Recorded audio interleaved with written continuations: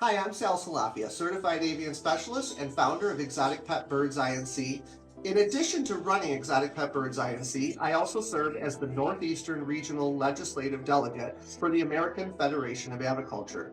I'm here today to help educate you on why hand-fed birds are making amazing pets for people and what the process is like to breed and raise these here in the state of New York.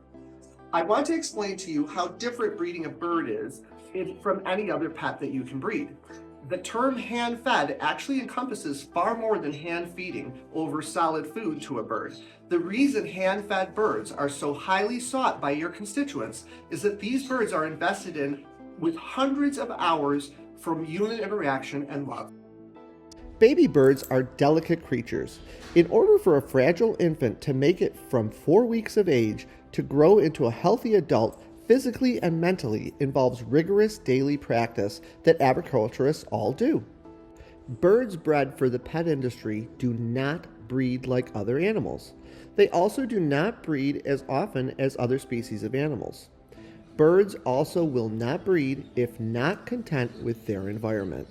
Any aviculturist who breeds birds can tell you how finicky their birds are about their environment and how much is involved to produce a viable clutch of eggs. Birds produced within the pet industry are very selective, and they are involved in the pairing process to produce new life. Unlike many mammals, which you can quickly pair with a mate and without much thought and preparation given to the pairing. This is evidenced by the fact that parrots choose a mate to agree to take and to interact with and to share housing with. They take a lot of time to find appropriate pairing partners that they like and require the perfect diet and environment to be willing to produce babies. Unlike chickens, these birds do not produce viable eggs nearly as often. For this reason, their value is significantly higher than their poultry cousins. Breeding facilities like ours are something that we should all be very proud to house in our state, as this facility is ethically run, clean, and producing birds that are eliminating the market that trappers in foreign countries have been trying to fill illegally for years. To stop production of legally sourced and federally monitored programs like ours hurts the population in the wild and eliminates a backup system that we provide for animal welfare in this world. As money is often raised as a concern in the pet industry, it is important to note that hand-fed babies have the highest value and are where the pet industry focuses its attention.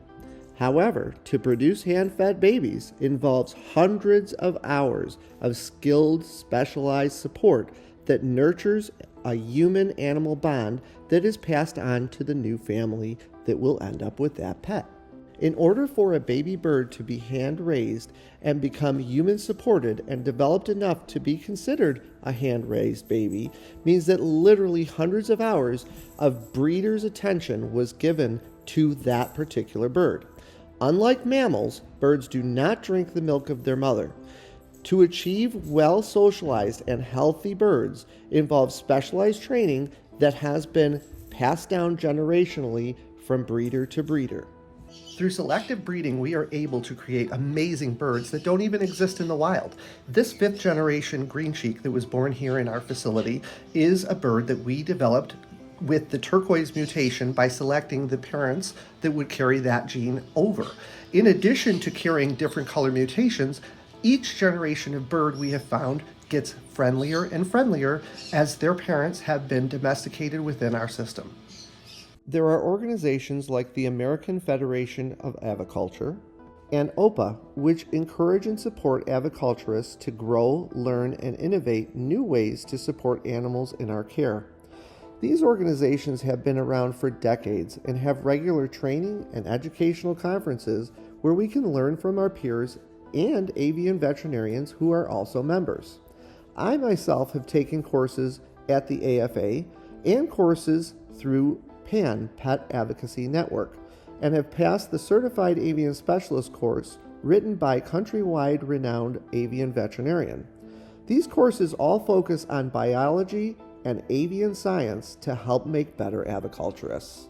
One of the most amazing stories of how the pet trade protects wildlife from extinction is the example of the crested gecko. These animals were once thought to be extinct in the wild, yet it was a fortunate group of herpetologists who collected some found in New Caledonia and introduced them into the pet trade. This changed the scenario completely. Today, crested geckos are so abundantly raised in captivity that the risk of extinction is no longer a concern, as even if they one day become extinct in the wild, the pet industry can quickly correct that scenario. Successful breeding programs not only fill the need our communities have to acquire a loving pet, which helps to make better, more responsible youth in our communities, they also safeguard our world by producing birds that may one day be negatively impacted by man's desire to acquire and develop land.